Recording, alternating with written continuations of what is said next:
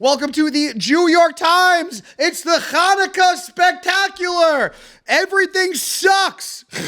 Past couple of days of news has sucked. Every day has been a freaking nightmare, and we're going to go over some of the most nightmarish parts of the past couple of days, maybe have a couple laughs and try to get out of this freaking funk. I got a couple of nice Hanukkah stories we're going to do. I want to give a shout out to my pickle menorah that is right over here. All those stories and more on today's episode of the New York Times.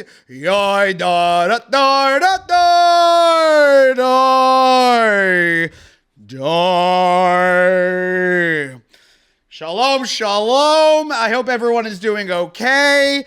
We're going to talk about it. We're going to talk about everything. And the only way to do that, though, is, of course, I have to introduce. I mean, we didn't figure this. The bit's going to be coming. But I will. My off-camera, always off-camera, said he can maintain anonymity and continue to get jobs, is my non-Jewish, my Guyish roommate, Richard Hunter Cunningham Templeton III, a fellow Met fan who has, the past couple of weeks, I will say, has been disaster. And the first thing to start off this long list of disasters was the Mets offloading everyone that we love in this apartment. Now, I will say, luckily, on our array of Mets stuff, we don't have a Pete Alonso or an Edwin Diaz bobblehead, but they unfortunately are no longer part of the team, and we bonded with that together. I would say we've spent a lot of interesting moments together as roommates. COVID. Oh my God. Jan 6. Yeah. 10-7. Oh the Mets getting eliminated last year, despite having that 2 years ago. Right. And then also the Mets last year. You know. Well, in this right where you're sitting, that's where we all. Another friend, Brad, was here where he watched Pete Alonso's home run against the Brewers. It was against the Brewers. It was against Devin Williams, who now is a Met. Right. You know, we've experienced a lot. Yeah, man. It's we've watched our team kind of, Yeah. what you've experienced being a Met fan is Judaism. Yeah. It's Judaism. You're not wrong. Okay? Even when things are going kind of well, even when things are going, there's an end in sight. Yeah. That's going to happen. It is fitting that Steve Cohen is the owner. Yeah. Steve Cohen, that cheap fucking Jew. No, I'm joking. I'm joking. Jesus. Well, no, not Jesus. You know what the issue is? Is that for a minute after David Stearns, who is the president of baseball operation for the Mets, and Steve Cohen, the minute after they started selling the players or whatever, I was like, this is not going to be good for the Jews. Okay? The last thing that WFAN needs is a bunch of Italian a bunch of Italian bus drivers from Staten Island just being like, David Stearns, that cheap Jew, didn't want to pay Edwin Diaz $71 million, so now he's on the freaking Dodgers. Are you calling in the WFAN right now? I am. This is actually live streaming in the WFAN. Is Joe Beningo on the other line? Are we going to be all right, Rich? Are we about to go through another terrible fucking bottom-up rebuild that's going to take several years to go through and not equal anything substantial? It's hard to say. I mean, what? You still have Lindor. You still have Soto. You're the Lindor story. There's a big Lindor story. Right. And by the way, a lot of people who turn to this podcast, they come to listen for Jewish news and they're probably like, this isn't Jewish news. No, it is. This is Mets news. Yeah. It's news about the Mets. Synonymous. It's synonymous. Yeah. Oh, by the way, I actually just realized I'm wearing a Golda Meir baseball hat. Oh my God! Someone sent me. Jesus Yeah. Shout out to Shai Corman and whoever Also, Mary Sliwaka. Oh my God! I got this in the mail. Kosha Dills gave this to me. Oh my God! Look at this, Mary Sliwaka for me and mine to you and yours. That's this era chaotic. It is very, very chaotic. This has been a very chaotic, little bit of time. Yeah. What was I going to say? Yeah, the story with the Mets is that apparently Brandon Nemo and Francisco Lindor, they did not get along because of Trump. Yeah. Lindor is a famously liberal. I mean, that's the big thing about him is that him and his wife, they share a lot of liberal thoughts. Not good, not bad. This isn't about that. This is about having a good time, and it's about getting me a World Series. And apparently, Francisco Lindor and Nemo were fighting because Nemo is like a big Trump guy. That I did know. I didn't know that. I don't know if he's a big Trump guy, but he's one of those guys where he was like, yeah. I work hard, therefore we shouldn't have welfare. He's right, though. I am a Papa John's Republican, okay? That's what I call it. But what's interesting about him, because he very right-wing, whatever, or just very religious, whatever. He's now on Texas. Well, so he went from gay Grimace Mets to the Texas Rangers, and there's nothing gay about that team. That's basically SEAL Team 6. Yeah, I mean, when you think about it, the Texas Rangers. Oh ice. Yeah. So, think about it. Yeah, the Texas Icemen. Yeah. The Texas Icemen. They're gonna kick you out. That was still one of the funniest things when I went to PBR Pro Bull Riding a couple of years ago. Oh, at MSG. Yeah, at MSG. It was sponsored by. It was sponsored by Border Patrol. Oh my God! Like that was the real thing. Like Border Patrol had spent money sponsoring pro bull riding, which was kind of crazy. That's wild. Can you imagine that? Hee-haw, just on the border, just like... Wait, give me another hee-haw. Hee-haw! No, sorry. She, her, haw. Oh, my God. Listen, it's 2025. Wow. I don't want to get canceled, okay? Okay. No more enough. yee-haw. I'm all about she-haw. L'chaim. Slante. All that stuff. Salante. Rich. What? I got to wish you something. What? I got to wish you a happy Hanukkah. Okay? It's Hanukkah? It's Hanukkah. You got to teach me about Hanukkah. This is the miracle of Hanukkah. A bunch of years ago, the Greeks... A bunch of years ago. Okay. It was about 17 years ago, the Greeks... Okay. A lot of people Flushing. The Greeks decided to take down... The cradle of civilization. The cradle of civilization is right next to LaGuardia. About 17 years ago, the Greeks... Through a leverage buyout, tried to take the real estate under Kew Garden Hills' Jewish Community Center. Yeah. And we stopped them. Do you know the story of Hanukkah at all? You got to tell me. The story of Hanukkah is that the Greeks, the Jews were living in in Israel. Okay. A hoax. Jews living in Israel at the temple, and the Greeks came in and they fucked our shit up. Yeah. They messed up our temple, and then we beat them back. I think I remember last year you and someone else were talking about and you guys laughed very hard, or maybe I was there as well, laughing very hard. Something about a woman putting a baby down or something, or am I confusing holidays? Like putting a baby like near the river. Moses. Okay. Oh, you're thinking of Moses. That is Moses. Oh, that is 100% sorry. Moses. Sorry. Okay. No, the babies don't really come into play on this one. Okay. This is a story. The temple gets ransacked. Yep. Okay. The Jews come in there and they're like, we gotta light our candles. Okay. Yeah. Things are bad, but we still got candles to light. All right. Hey, things are real shitty. It's bad. All right. Things are real bad out there. Yeah. They screwed up the house. We're not going to get the deposit back on the temple now. No, you can't. You know what happens when you try to move out of an apartment and you painted the walls and the real estate guy is like, we're not giving you the deposit back. That's what happened at the temple. A lot of people don't know this, but the temple was leased. Leased. So they're dealing with depreciation. So they're like, we gotta clean the temple. We gotta do all this stuff. And this was in Cobble Hill? This is in Cobble Hill, Brooklyn. They're like, we got an artisan mayo store that is opening up next door at the Temple Mount. So our stuff's all effed up. So what are we gonna do? So, and one of the things that you got to do weekly is you gotta light the menorah over there. You have to, and there was only enough oil. Women Nora. Yeah. Oh no. There's only enough oil for one day of lighting of only, and so because and this is the funny thing about this is that they had to get very pure olive oil. They couldn't just get regular olive oil because Jews, at the end of the day, are picky. Absolutely. They're just picky people who, as someone that is Jewish, I can say this, but truly some of the most stubborn, absolutely unmovable, logic cannot be thrown their way people. The reason why... This is what happened. They were like, all right, there's only one jar of the pure olive oil, but we got all this other olive oil, and it'll take about 8 days for us to make pure olive oil. Can we just use some of the other olive oil? And some rabbi was like, no, we're not using other olive oil.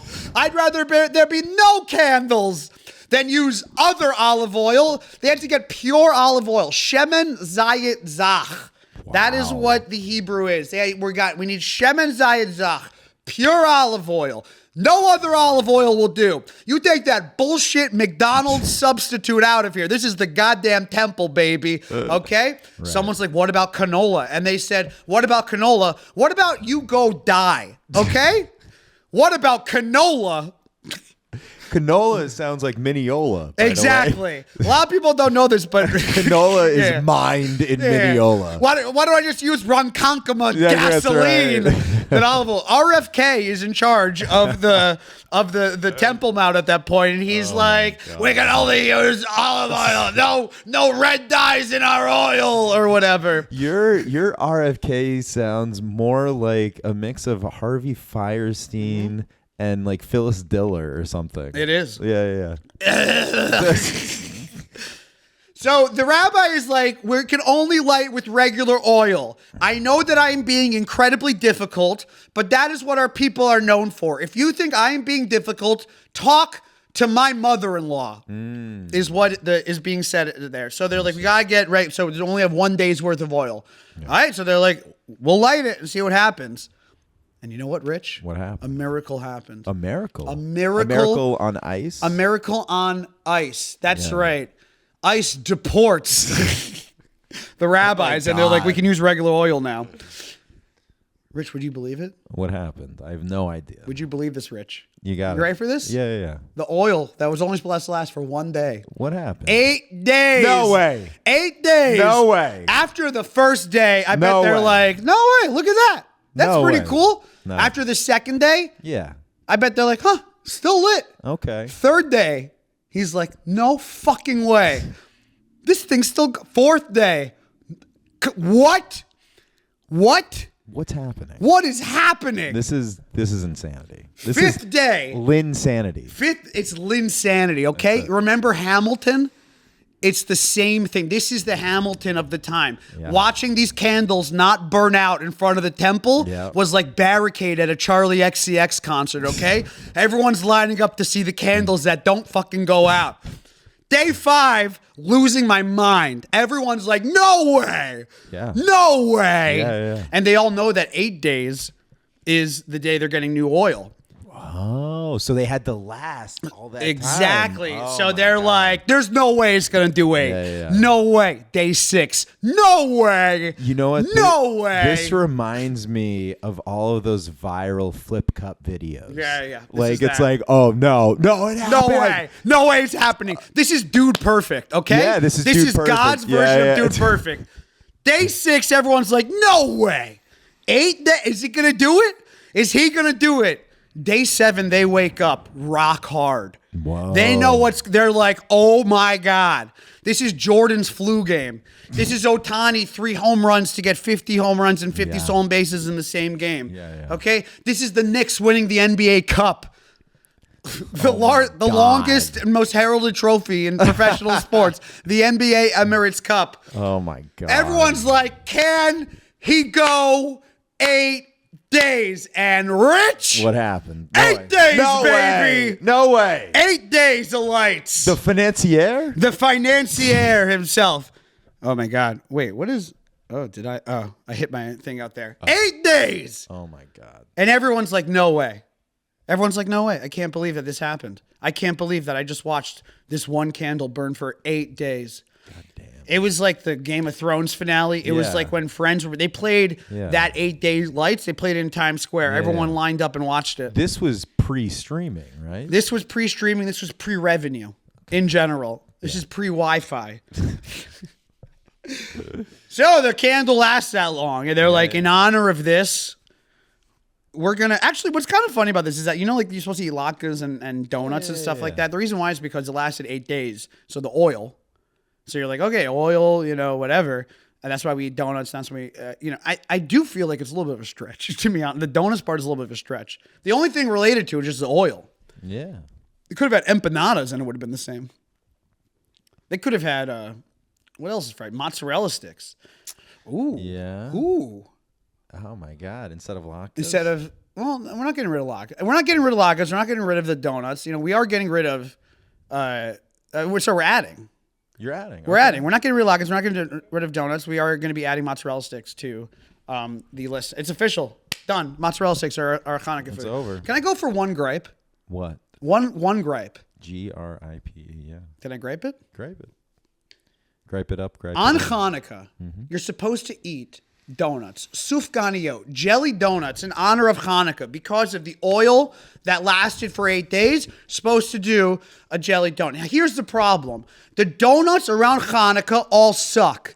They're terrible because the rest of the year, the jelly donuts are totally good. They're totally fine. But one time a year, they have to make so many that the quality goes down. If you want a terrible donut, get a donut during Hanukkah. Get a donut the month leading up to Hanukkah and then 2 weeks after Hanukkah into the beginning of January. Those donuts are the worst donuts of the calendar. You want good donuts? Wait until it's not Hanukkah season. Then you're getting the better donuts out there. And that is a failure on the Jewish community. Every year, they make you line up and eat donuts that were made. And half of these donuts were made last month. Let's be honest with each other. Is that they have a pipeline problem.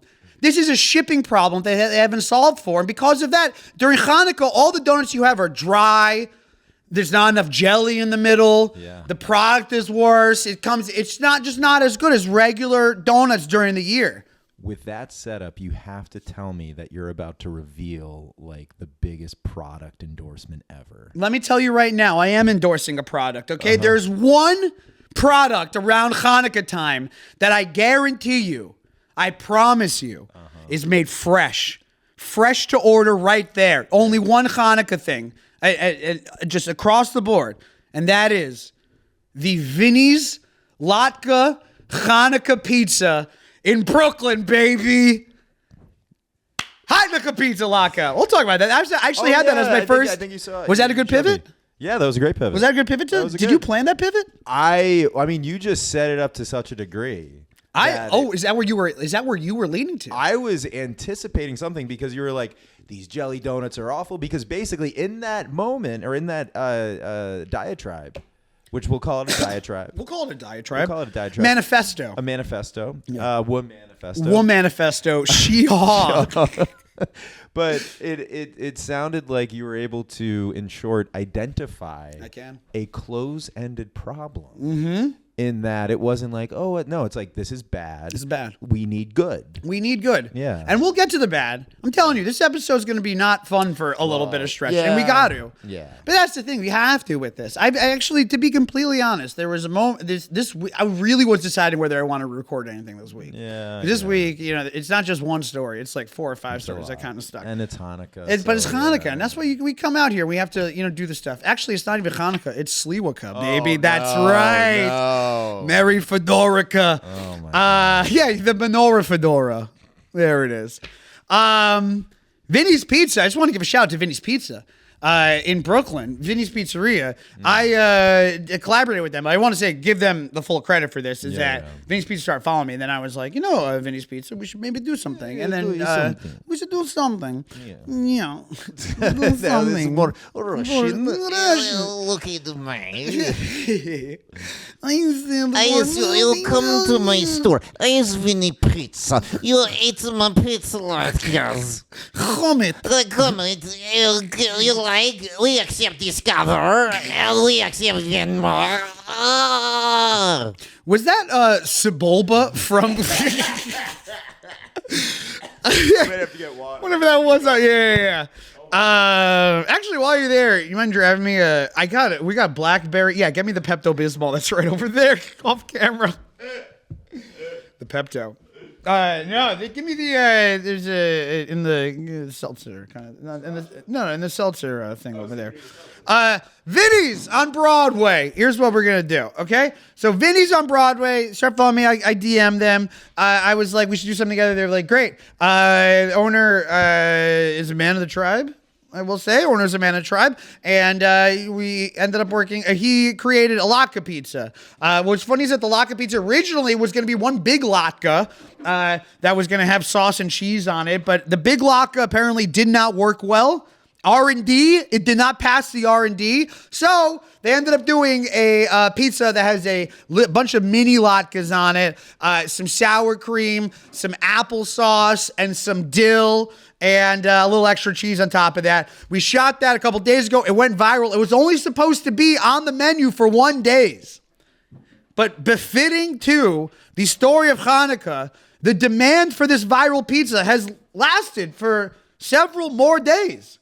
What was only supposed to be one day of viral pizza has lasted for several days. So, probably going to upload this in a little bit after we finish recording. So if you're listening to this, probably by tomorrow, Wednesday, Thursday, you'll be able to get the Hanukkah pizza out there, which is kind of nice. Another shout out that I want to give to before we get into our news stories of the day is last night I got to host the Donut Duel, the Hanukkah Donut Duel with the neighborhood BK. Shout out to the neighborhood BK. I like them because they're like a very apolitical Jewish group who just lets people do Jewish stuff without any... sometimes over the past couple of years, it does feel like if you want to do Jewish stuff, politically where you fall kind of does push you into certain directions. And I do like how they created a space that was very, very open to everyone who believes whatever. Just it doesn't matter. All they want to do is just some nice Jewish stuff. So a big shout out to the neighborhood BK who had me out there. One of their events they had was the Donut Duel, and last night I got to host the Donut Duel, and I had a ton of good donuts. I want to give a shout out to the donuts out there. So there was the Donuttery, who had a Nutella donut that I had. Then you had Dough, the donut, the peanut butter and jelly donut I thought was really great. Shout out to Dough. I want to give a big shout out to my friends at Edith, Alyssa, and Peter Pan Donut was there, by the way. Peter Pan Donut, Alyssa and Peter Pan, they collaborated on a sumac and raspberry jelly. I think it was raspberry jelly donut. It was incredible. Do you know anything about sumac? What happened over there? A couple of the seltzers went behind. Oh, and now you can't push it? Yeah. Oh, that's so funny. There's chaos happening in the kitchen right next to us. But the sumac donut I had, sumac donut was great. And then I also had from Masiba. Masiba had a Moroccan donut with chantilly vanilla that was made out of labneh and strawberry cream on top. I thought that was really good. It was more deconstructed. The winner of the night, though, I will say, was a donut that I thought was incredible.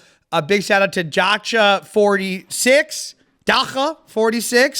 I said the wrong purpose because that's a joke between me and them. But they had this like vanilla cardamom pudding donut thing that I thought was absolutely incredible. They won. A big shout out, a big mazzles to them.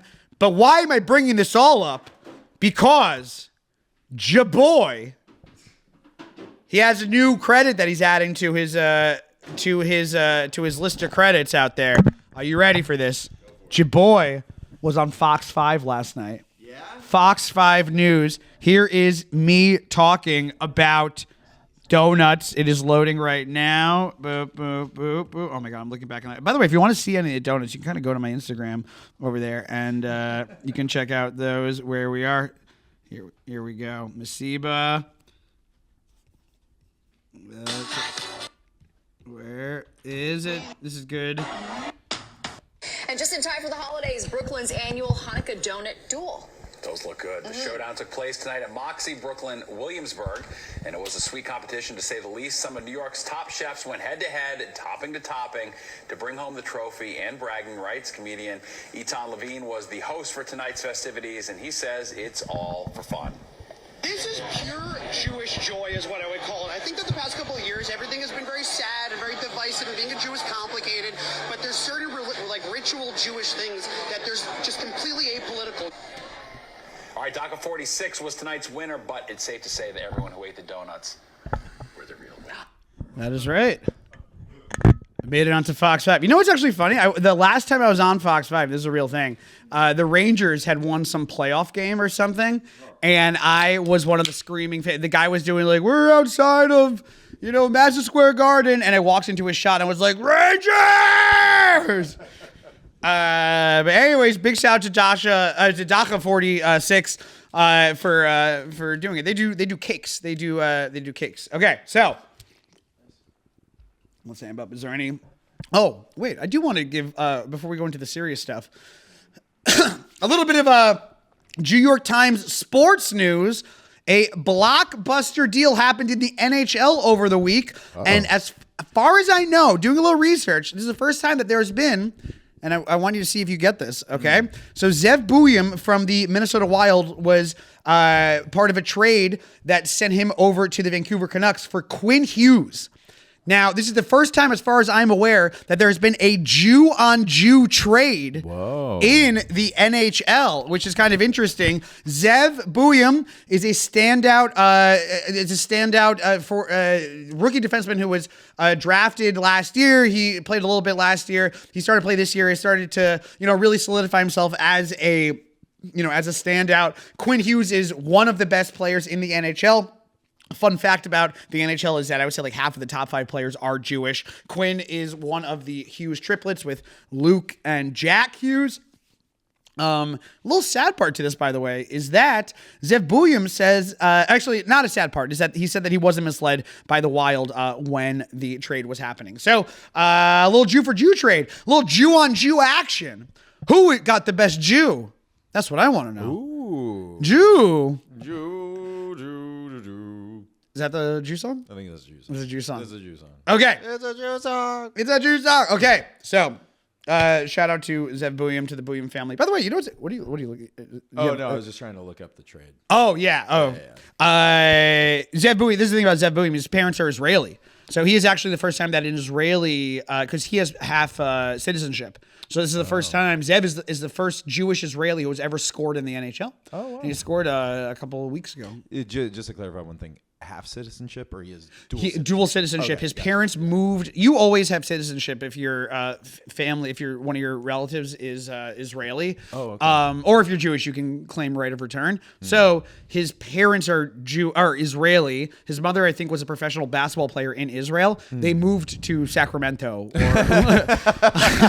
went with the cradle of civilization. Sacramento, we got to think about Sacramento. They went from living about 2 miles away from the Western Wall to right next to a Chipotle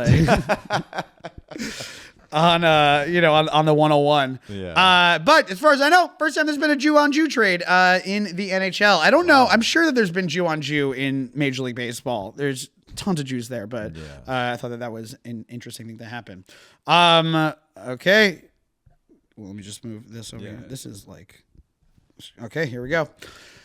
A real shitty few days is what I would say for the Jewish community. As much as Hanukkah started, we kind of went into Hanukkah with awful news out of Sydney, Australia. There was, of course, the shooting on Bondi Beach. 15 people were killed. Also, the gunman who did it was killed. I will say this week has been a fairly devastating week for many reasons. We're going to get to other stories, of course. But I would say what was interesting about this is because of the timing of the shooting is that first day of Hanukkah, everyone in the Jewish community already had events that we were going to. Like we already had pre-set up, the Donut Duel. I was hired to do the Donut Duel weeks ago. Our parties were going. Everything was kind of going. And because of when it happened, it's put us in a position where Jews are now being forced to be in communities immediately. So there's just 2 parts to it that are really interesting that I've noticed from my experiences and from what I've seen online is that one, obviously there's more security concerns. I think a lot of non-Jews don't realize how walking into synagogues now, it's like walking through fucking TSA. Like it is a legitimate thing. And it's tough that part of the struggle over the past couple of years has been gaslit into thinking that this isn't a problem. And I will say, and this is a very frustrating part to this, is that I do think that over the past couple of years, there have been problems with over-exaggeration. When you talk about, New York is turning into Baghdad or whatever, it's not that. It's not that. It's not that it is, we're walking outside and it's like, Nazi Germany or anything like that. So by over-exaggerating on it, it makes people kind of like roll their eyes or like not acknowledge when there is actual huge issues that are happening. And there's the reality is that it's somewhere in between these 2 things where things are not the worst it's ever been, but things are heightening and they're scary and they keep on happening. The fact this happened on Hanukkah, the same year where there was the ramming attack on Rosh Hashanah, where it seems like every time that there was a gathering, there was the Washington, D.C. shooting that happened that was at the Jewish Museum. There was the hostage march that happened in Colorado. These are Jewish community things that keep on being the target of all of these problems. And what that's forced us to do is to turn these events into little security problems that are happening. I guarantee you the rabbis that run the shuls now, the shul boards, whoever, know more about security than they did 5, 10, 15 years ago. And it's a very real thing. And I think that, the non-Jews that listen to this podcast, which is crazy if there are non-Jews, but there's a bunch of non-Jews out there who listen to this podcast. I think that the big thing to take away from this, aside from obviously the thoughts and prayers and aside from the whole just feeling bad and making sure that we feel supported, which is obviously so important. But just realizing that the real life consequences of this don't stop in Sydney. They stop at the front door of every single synagogue in America, who now has to do the balance of keeping an armed militia outside of the synagogue out of legitimate concerns to make sure that we're able to pray and we're able to, do Jewish community things inside of it. So, weirdly, so that's the first thing that I felt like I needed to say in this, in this thing. The follow-up to that is that because this is Chanukah and because there were already so many events and everything that were already planned, this has made Jews immediately gather together in a very fascinating way that is beautiful in a lot of ways. Hosting the Donut Duel, it's crazy to say, but it did feel like defiant. Not defiant. That's way too much. It did feel like, like we're not stopping. We're doing it. Defiance is not, maybe it's aggression. Maybe it's an aggressive defiance. That was the thing, honestly, about the Bondi shooting is that the Australian community is so many Soviet Jews and so many tough as nails, dealt with bullshit in Russia, went down to Australia. There were 2 people that were murdered, confronting the guy, throwing bricks at him, trying to, disarm him and stuff. That's defiance. The other side of defiance, this is not defiance, but showing up and just doing the Chanukah stuff, it did feel like somewhere in between defiance and just not stopping, which there is a beauty in just not stopping that doesn't need to be pushed into defiant category. But it did feel like it did take on a more meaningful purpose to go out there and really, really, spend time, in the community doing something stupid like the donut hunt. It was terrible. I want to give a minute to talk about Chabad also. This event happened. So the shooting happened at a Chabad Chanukah event. Chabad, now I'm not Chabad. Chabad, for those who don't know, is a sect of orthodoxy. They're big proselytizers. They, they're the ones that go out there. They try to find the Jews. They try to find people that are unaffiliated. They have the mitzvah tank out there. If you're walking around in Amsterdam, on Chanukah and you need a menorah, that's where Chabad is. You know what Chabad is, Rich? Enlighten me. Chabad is, Pokemon? You ever remember play Pokemon? Yeah, of course. Remember how every town in Pokemon had a nurse and a Poke store? Okay. And they all kind of looked the same. It was like the same nurse. They were all sisters with each other or cousins. Sure. And there was a Poke. That's what Chabad is that every little town in America has a house with a guy with a scraggly beard and a wife and 15 kids. And that's what Chabad is, Understood. Chabad is like, we need a bunch of, you have to go to Riyadh and set up a Chabad so that when someone goes and does business, they're able to get kosher food. Yeah. And it's beautiful. They're very apolitical. I mean, obviously they have ties to Israel and all that stuff, which complicated. It's complicated because it's not about that. I think they're in Israel almost as like we have to be here. Like there's Jews here. We have an obligation to the Jews and everything. And obviously they love Israel, all that stuff, but they are really what I loved about them and, is that after October 7th, there was all the protests. I mean, I love a lot of stuff about them, but after October 7th, there were the protests and the anti-Israel protests and the pro-Gaza protests and all that stuff that was happening. And there were pictures and videos that would randomly come out of Chabad guys running up to Jews who were marching at these events and the Jews who, whether I agree with them or not, there is a base reality here where those Jews are not welcome in certain spaces.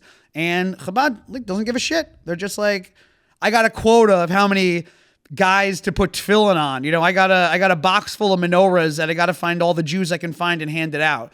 Yeah. Just completely apolitical. And the fact this happened at a Chabad event, you're like, oh no, like this is not. They're not the one. It's not. No one. This shouldn't happen to anybody. Of course. But for it to happen to Chabad of all people, who are the one group out there that just is like, I don't care. Reform, conservative, pro-Israel, anti-Israel, businessmen. They are the ones that are sending, you know, rabbis into the prisons and stuff. To have this happen at an event like that, they're the guys that are putting the giant ass menorahs on the back of trucks and driving them around. To have this happen at an event like that, just devastating. It's completely devastating to have that happen because it's literally them finding a piece of beach, plopping down there. I'm sure getting the local, you know, paperwork and everything. And just being like, hey, if you're Jewish, you know, come get a donut and stuff. I saw so many videos before it of just rabbis handing out donuts to people with Australian accents. Wow. And I've been to a million of those events before. Like, and to see the 5 minutes before and 5 minutes after is just devastating. But having to be in events with Jews immediately has been nothing short of cathartic. You know, It's been like a very nice way. Not to get over it, but to like immediately, you know, face it and deal with it. And, you know, anyways. I mean, that's also the delightful thing about, and cathartic thing about comedy and humor. I mean, the very fact that, and I say this and I don't mean to bring light to it in a frivolous way, but the very fact that the Donut Duel served as some type of genuine cathartic thing. The very fact that it's very silliness, I would say, is a sign of whether it's, as you were saying, assertion. Yeah, you know, is great and beautiful because it can be easy to, you know, dismiss. Something that might appear to be, you know, frivolous, silly, just goofy. A fun time. Goofy, yeah. I mean, I heard, you know, like there were Hanukkah acapella songs. Jews love acapella.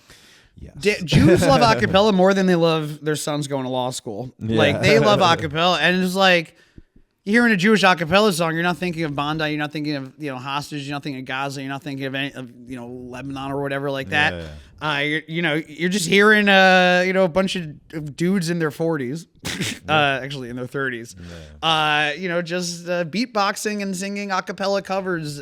You know, it's weird in that is the stuff that kind of takes you out because first couple of days, it was all you were thinking about. And the news doesn't help because if you're Jewish, you're feeding into, you know, my news feed is very one way. It's Jewish Knicks and Mets. Yeah. The Jets, which I would argue, not as bad, but no, I'm joking. But like my feed is my feed. Yeah. You know? So it's like being forced in front of you constantly. But I will say also, and this is another thing I'll say, when you talk about the Jewish joy and the comedy stuff, a lot of good Jewish comedy videos out there this year. I think more than previous years. I saw so many. Big shout out to Jack Reichert, who did. Shout out to the Vinnie's Pizza guy. He came up with the idea for the pizza and like the video that they did. Czar the Star and Chef Tova put out a good video. A lot of good, genuine Jewish content here, which I think is also not a bad positive thing to recognize. Is that the past couple of years, October 7th has definitely been a major part of every Jewish holiday, Hanukkah included. This is maybe the first year since then where, of course, October 7th and, of course, everything that's happened, it's there. It's a stain. It's a mark. It's a scar that will always be there. But this did feel like a very defiantly, everyone is openly doing Hanukkah now, and it doesn't seem like there's as much political or like angry. It didn't feel like it was tied into sad stuff. It felt like people were very openly, comfortably doing Judaism publicly. And I do think also that part of that yearning, whether they're going to do it or not, you know, before the shooting is, you know, who knows, but it did feel like every time I saw like a Jewish Hanukkah comedy sketch thing online, it felt like, you know, like that's what it's about, you know, not the awfulness that happened there. God, Jack Reichert, I want to give a shout out to Jack Reichert, by the way. His video, he lit the menorah. He took the shamash. So like, this is the shamash, by the way. Yeah. Do you know? So the candles, you had a candle every night. This is the helper one. You light this one, and then you light these with it. He used the shamash to light a picture of Prince Charles on fire, and then held up a picture of Princess Diana. Oh my God. I know. Wow. I know. All right. Let's I want to just talk about some facts behind the stuff that happened. First of all, insane Jewish Mazel Shkoyach Kiddush Shkoyach Minyan to Ahmed al-Ahmed, who is the Muslim man who disarmed the Bondi Beach attacker. He got shot a couple of times. Bill Ackman gave him $66,500 for a GoFundMe page. So he's getting taken care of. He's a Muslim fruit seller who, did you see the video of him disarming? Yeah. I mean, God damn, that is fucking amen. Form tackles. And the thing is, this guy is, I mean, he kind of he's not the most physically fit guy. And he went around bear hugged him from the back. And then what was crazy is that they said, I saw someone point this out where he then had him at gun. Like there was a moment where it's like, you don't know what, this guy could be like strapped with something else. This guy could, easily take, the guy could kill you still at that point in some way or whatever. And he basically put the gun down afterwards because he didn't want to, do anything more, which I thought was a very nice in that moment of because furious. I don't know how I would react in that, situation. So crazy to have a guy, go over there, disarm him. But he's thus far has, they've raised $1.3 million for him, which is great. I'm just an awesome Jewishy. This is how I actually thought about it. I didn't know if this was corny. Maybe I'll work through that here, but there was an interesting moment. I was trying to think about how to talk about this guy, because here's the real small annoyance that I had with this was that I did see a lot of people only talking about him in a way where it was like a Muslim man stopped this, and Muslim, which is great. I do not discount the Muslim, whatever, but in a way that I think was being used to erase how there was an actual Islamic terrorist problem, which is part of the problem, that's not representative of any significant percentage, of any group or whatever, but it was used, I think, over that in some ways. But this is where I kind of came out on the other side of this, is that I don't think that I don't think the two shooters who are a father-son duo, I don't think they cared if anyone was a Zionist there or not. And I don't think Ahmed cared if anyone was a Zionist or not when he put his life on the line for it. So if there's anything I will say from that is that be like that is what I would say, and just be pure and don't. I think there's been so much effort dividing the Jewish community and lumping the Jewish community into pro-Israel or anti-Israel as a disqualifying or not disqualifying characteristic. And I think at the end of the day, both our enemies and our allies, when push come to shove, don't care about that very specific thing, is kind of where I came with that. And, this guy doesn't care. This guy just wanted to save some people. Yeah. Yeah. Did that make any sense at all? Was that? Yeah, I think what you're saying is my goodness, in general, and particularly over the past couple of years, it can feel and I say this more as an outsider, but also, being familiar with news, people on various sides of the spectrum, that it can feel particularly with social media, the constancy of the news cycle, it can feel like we live in an ocean of divisiveness and hate. Yeah. And that in actuality, I don't know. I don't know. It's a little bit of a tangent, but I notice, at least for myself, if I find myself being chronically online. Oh, yeah. it's in this weird, almost impressionistic hellscape. And then when I go out and I like either see people or see a friend, They don't care. it's like, Yeah. oh, Yeah. right. And I feel like that what almost like kind of the felt experience, I think for a lot of people now, like internet and real life, there's this there's a really awful like dehumanization in general. Yeah. But when you're like actually with people, it kind of, those things can dissolve. Now, having said that, is there, are people, have the worst intentions possible and all of that, of course, but like, Yeah. yeah. People are people. People are people. The internet isn't people. One very like frustrating part to this is that Australia has had, and this is where we kind of get serious, is that the people that did this Islamic terrorism, it just is what it is. I saw that they both took a trip somewhere recently that may have caused them to radicalize. Yeah, to radicalize or whatever. It sucks. The issue is that Australia has, over the past couple of years, had a massive problem with rising anti-Semitism, like a lot of other places, like New York, like so many other places. There had been issues with rising anti-Semitism that I think a lot of the Australian police and some of the news down there I'd seen have not treated it with a level of respect and with a level of care, because clearly, I mean, this happened. I have also seen that apparently the cops really botched this when it came to handling it, and that there was a very long lull between when they started shooting and when, they finally talked about it. There had been anti-Semitic stuff that had been spray painted on Bondi Beach consistently over the past couple of years.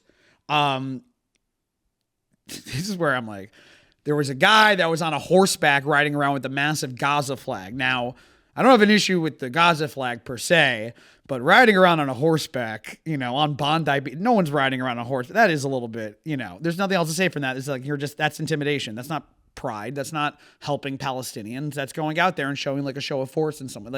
And this was stuff that is happening. And it's stuff that, this is hopefully one of those events that leads to Australia rethinking, how they go about handling this. I think also Australia recently became the first country to institute Instagram bans for teenagers. Oh, yeah. 16 and under. So maybe I will say that could easily be a fix for this in so many ways. In ways where I don't even know what side of the political spectrum will that help. The right wingers and the left wingers, that'll help them. So, maybe that's part of the answer, is that getting rid of the fucking internet in these places for kids. That could easily be part of the answer here. But Australia had an anti-Semitism problem, and this was bound to happen. That's another thing that's so fucking frustrating about this, is that I'm not even surprised. I see, the first thing I saw was that it was 12, and then, over the past couple of days, it's bumped up to 15. One of the people that died was a 10-year-old girl. Like, I'm not surprised at all that this happened. Not even a little bit. And, not to play into this, but because I think this is whatever. I talked about this online, but the jihadness of it, the intifada-ness of it, is like another thing where when Jews hear the intifada chant, as much as on one side it may be conceived or construed as like we're chanting for for Palestinian whatever, like for the Jews, this is what we think about. And I don't think that that's respected enough when the conversation happens, which leads into the Zoran, because I do think Zoran did a good job at answering this, although I do have, some things that I do have some questions or whatever. But when we talk about we're afraid of the Intifada chants, when we talk about why we don't want protesters outside of the Upper East Side synagogue chanting globalized Intifada, it's because this is what it is to us, is that this is the what we're afraid of. And maybe this is one of those events that leads to a chilling a little bit of a calming down, and maybe like I don't think it's going to be, but these are the kinds of events that have to lead to that have to lead to the protest leaders and have to lead to a conversation happening about language that is used to just calm everyone down. And I don't think that these guys were made extreme by Hassan Piker. I don't think that these guys were made extreme because of campus protests. But this is the triggering behavior that we think about when we think about how the community is targeted. Crazy that we got to do this, but let's talk about the Zoran response to it, because I think that is a valid part to it. And I will say, I liked it. I thought it was a good response. I thought that he botched his last response. I thought that the Upper East Side Synagogue response, calling it the Nefesh B'Nefesh, a international violation of international law, I thought was insane. But here was Zolron's response. Okay. The attack at a Hanukkah celebration in Sydney today was a vile act of anti-Semitism, anti-Semitic terror. I mourn those who were murdered and will be keeping their families and the Jewish community and the Chabad movement in my prayers. May the memories of all those killed be a blessing. Actually, can I just say something on that? Go for it. May the memories of all those killed be a blessing feels kind of, every time I read that, I'm like, man, some Jewish guy on their staff wrote that. Leonard Cohen. It is literally, may their memory be a blessing. I'm just like shalom, fellow Jews.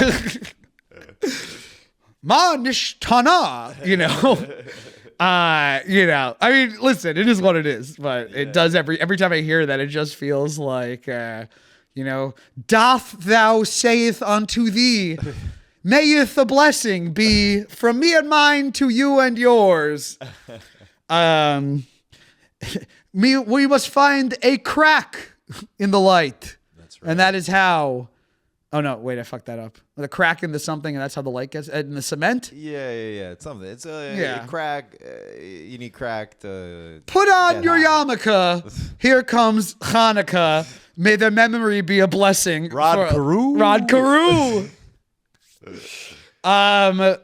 While we are still waiting for all the facts to emerge, what we already know is devastating. At least 11 dead, including Rabbi Eli Schlanger, who held deep ties to the Crown Heights community. At least 29 injured. Another Jewish community plunged into mourning and lost a holiday of light so painfully reduced to a day of darkness. The attack is merely the latest, most horrifying iteration in a growing pattern of violence targeted at Jewish people across the world. Too many no longer feel safe to be themselves, to express their faith publicly, to worship in their synagogues without armed security stationed outside. What happened at Bondi is what many Jewish people fear will happen in their communities too. On Bondi Beach today, as men with long guns targeted innocents, another man ran towards the gunfire and disarmed the shooter. Tonight, as Jewish New Yorkers light menorahs and usher in a first night of Hanukkah clouded by grief, let us look to this example and confront hatred with the urgency and action it demands. When I am mayor, I will work every day to keep Jewish New Yorkers safe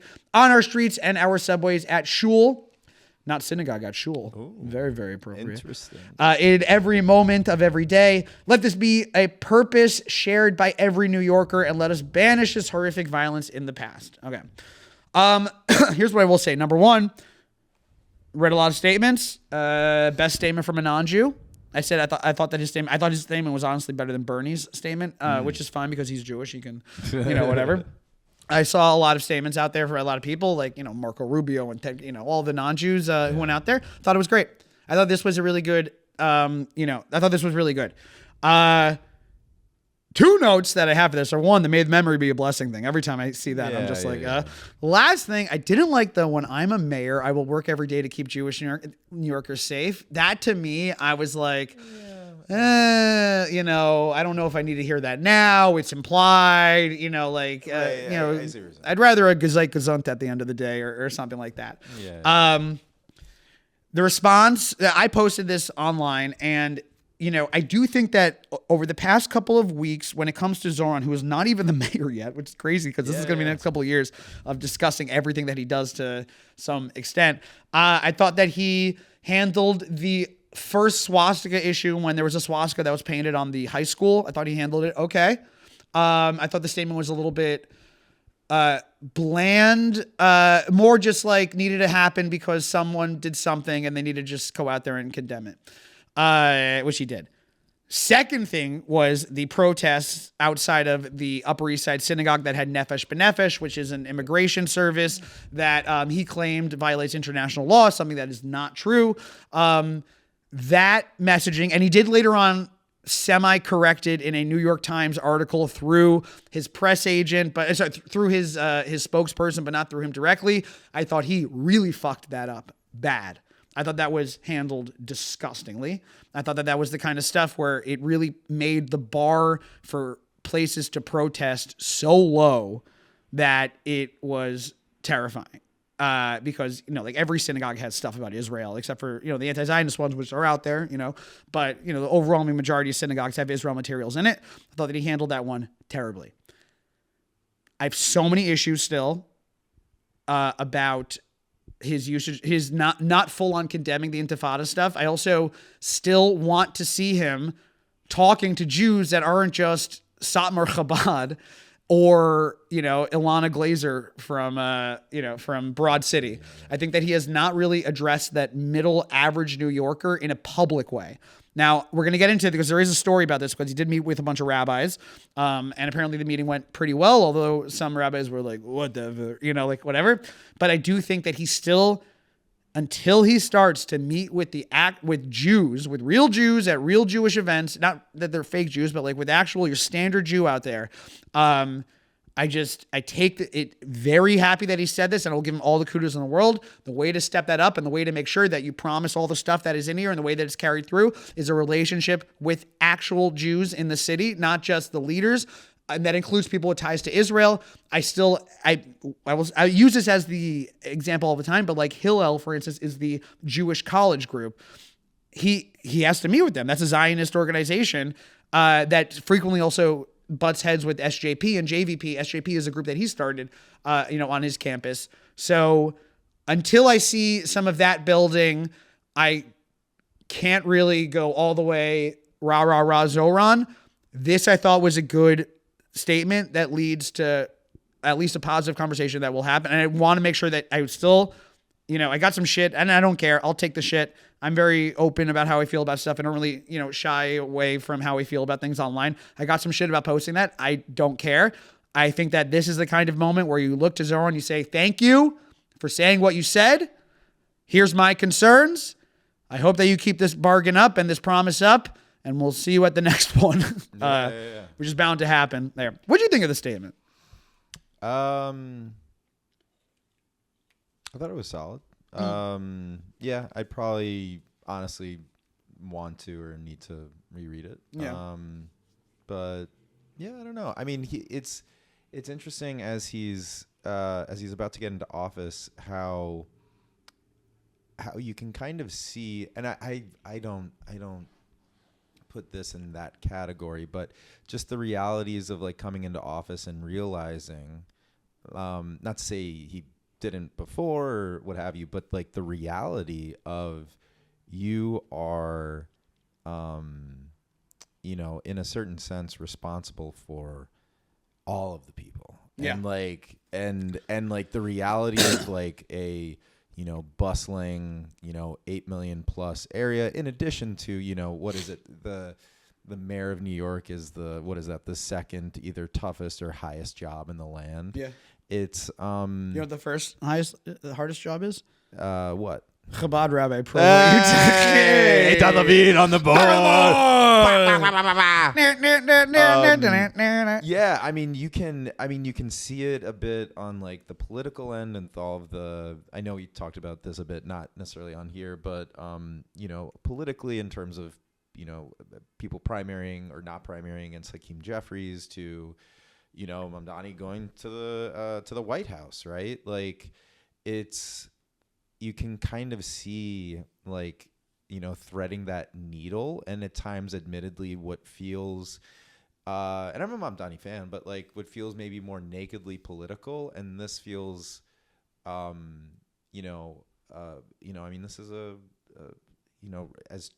as awful and tragic as it is, this is, as you said, it's something that happens, is dealing with tragedy and seeing in a leader how they respond to it. And here's what I didn't like about this statement. Mm-hmm. He starts it by saying, wait, let me just say, dear bagel fuckers. Now I thought that was a little bit much. I know. I mean, he really starts off kind of a lot. I know, and then it was a whole thing like H&H versus Zabars, and it was like, come on, this is not the place. He said, and this is true. He said, I'm not wasting government money defending the foreskin factory on 30. Oh wait, then you go ... Sorry, I mean B&H photo. Yeah, You know, this is a good, I mean, this leads us directly into the next one, is that he actually did meet privately with about a dozen rabbis this week. According to the JTA, on last week on Thursday afternoon, Zoran Mamdani met with about a dozen rabbis, including some of his most vocal rabbinic critics. The rabbinic critic. The rabbinic critic. The lawyer. John Lovitz. No, Richard Kind is now John Lovitz in the rabbinic critic. Yeah. It's the rural juror. The rural juror. The specific content of the discussion held between Mamdani and his team and the leadership of the New York Board of Rabbis was kept private. No telling us. What did they talk about? Bagel recipes. But multiple rabbis in attendance said that they were heartened by the meeting, during which they shared their concerns of Jewish New Yorkers. Quote, everybody was able to express their concerns very candidly, said Rabbi Yosef Potasnik, who's the group's executive vice president and the vice president of hedge fund trading at the... No, I'm joking. Quote, we also agreed there would be a follow-up meeting and we would strengthen lines of communication. Amiel Hirsch, senior rabbi at Stephen Weiss Free Synagogue and one of Mamdani's loudest critics, said the meeting was productive and that Mamdani was a good listener. Jason Herman, senior rabbi of the Hudson Yards Synagogue, which, as we all know, is the douchiest synagogue in America. Everyone knows. All right, the bunch of, I bet the freaking Axe body spray at Hudson Yards Synagogue just wafts in the air. Bunch of DJs. He's at the DJ synagogue. It's just DJ synagogue. Yeah, DJ synagogue. That's tequila. It's a thing. Mamdani stayed past his allotted time extending the meeting, making himself late for another engagement. Quote, not a small thing, 3 weeks before the inauguration. Of course, the Hudson Yards synagogue guy is kissing ass. Oh. Right. He's like, I saw him at 40-40 last week. I tried to get him into Carbone. He was at the bottom of the vessel. Yeah. Jason Herman, who had a DJ set later that night, said that he would be late. He had tickets to Blue Man Group downtown with a Blue Man Group's no longer there. Blue Man Group is. You know what they put in there? What? Jew Man Group. That's me. It's me, Richard Kind. Another vocal Mamdani critic, Park Avenue Synagogue senior rabbi Elliot Cosgrove, confirmed that he was in attendance, though he declined to share specifics of what was asked of Mamdani. Potasnik, who was one of the 5 rabbis on Mamdani's transition committee, said, quote, the concerns, all the concerns were put on the table. So there you go. I think recommendations were going to be taken into seriously, said Potasnik. Rabbi Hirsch said he felt Mamdani and his team are, quote, well aware of our concerns and our anxieties, but the onus would fall on the incumbent mayor to, quote, be sensitive to what concerns us before he takes office on January 1st, which, by the way, crazy fact, Netanyahu is coming on September 1st. On January 1st to New York. Wow. So the first thing that is going to happen is Netanyahu is not going to get arrested by Mamdani. It's crazy that day one, as much as here is the ultimate thing about Mamdani. It will shock everyone how little this fucking city has to do with Israel. And it's crazy that day one, there's going to be this massive Israel problem that's going to come up. So, hopefully they do it. All right. Last little bit of story I do want to hit before we wrap up here. Rob Reiner. Obviously, that story insanely difficult. Before we got on, the news is that Nick, his son, was charged with murdering Rob and his wife, Michelle. Rob Reiner, obviously a massive comedic legend, obviously the director of Harry Met Sally, standout role in Wolf of Wall Street is one of my favorite acting roles of all time, him playing Jordan Belfort's dad. The sad story is that apparently Romy Reiner was the one that had found the body, saw the body of his father, walked out of the house to her roommate, and then the process of dealing with everything kind of happened after that. When I talk about like how the past couple of days have just been devastating for the Jewish community, I fully throw this into it. This is, the Bondi shooting happened. Rob Reiner happened the next day. Brown University shooting happened in a class that the professor was a Jewish professor. There was also the shooting that happened in Brookline, Massachusetts. That was another Jewish person that was shot during a home invasion, which I saw some details about him being involved with the Israeli government. That I was like, all right, this is Twitter. Like, and it just bad thing after bad thing after bad thing. The Rob Reiner thing hit really hard. I'm sure, Rich, you're a comic also. Devastating that this happened. I thought that there was an interesting story to take something I didn't know about him that I thought was very beautiful was that apparently, I don't know if you knew this, but the end of Harry Met Sally was actually supposed to end with them not getting together. Yeah. And then he met his wife while they were filming it, and he changed it so that they would get together at the end. So I thought that was beautiful. And I got really nothing else to say for that. In fact, it sucks. Learn from this what you learn from this. I don't think that there is any of that. Spinal Tap is fucking hilarious. Love Spinal Tap. The anniversary for Spinal Tap just came out. So, Zichron Livracha, all that stuff. May their memory be a blessing. Oh my God. Oh my God. You can't escape it. Oh God. Just fucking terrible, man. Rob Reiner's one of the best. And you know what the issue is that era ilk, that generation of comics, just slowly, not being part of our lives anymore. What's crazy about him also is that he had a social media resurgence, which was kind of nice. Rob Reiner, him and his daughter, he would always be on his daughter's Instagram and stuff. He had a nice little life online.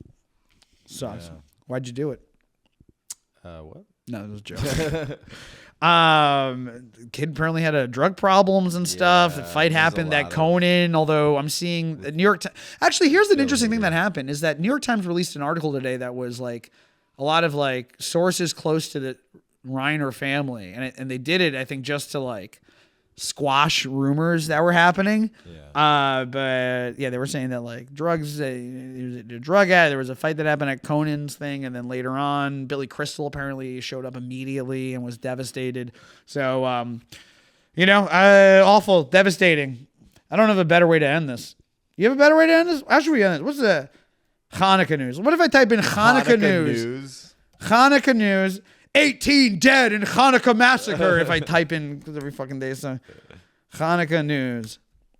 Here we go. 50 attend Chagrin Falls, Chabad's menorah at the falls. Look at that. There you go. Tampa rabbi shares Hanukkah's message of hope after tragedy. Tampa rabbi. Santa Barbara Jewish leaders respond to Hanukkah shooting. Mobile holds Hanukkah celebrations to celebrate the Jewish festival. Oh, Mobile. This sounds like it's just Alabama. It just sounds like a listicle of all of like the mid-major cities of America. Yeah. Like top rabbi. Chanukah at Lexington, Kentucky's Chabad. They're everywhere, man. I wish we had some gelt on us. You know what the issue is? We have token Jews weed gelt over there that I don't want to ingest right now. That'd be kind of bad. Anyways, with that, big mazzles to the Knicks. NBA Cup champions. Shout out to the Emirates NBA Cup. Rich, happy Merry Hanukkah to you, Rich. And happy Christmas, Eitan. You're coming on this podcast and you're saying Happy Christmas to me. Merry Christmas to you. I thought this podcast was Unitarian. Listen, Unitarian. Unitarian. Okay. I'm Nitarian. We're all Nitarian this time. Ready? Yep. Barstool.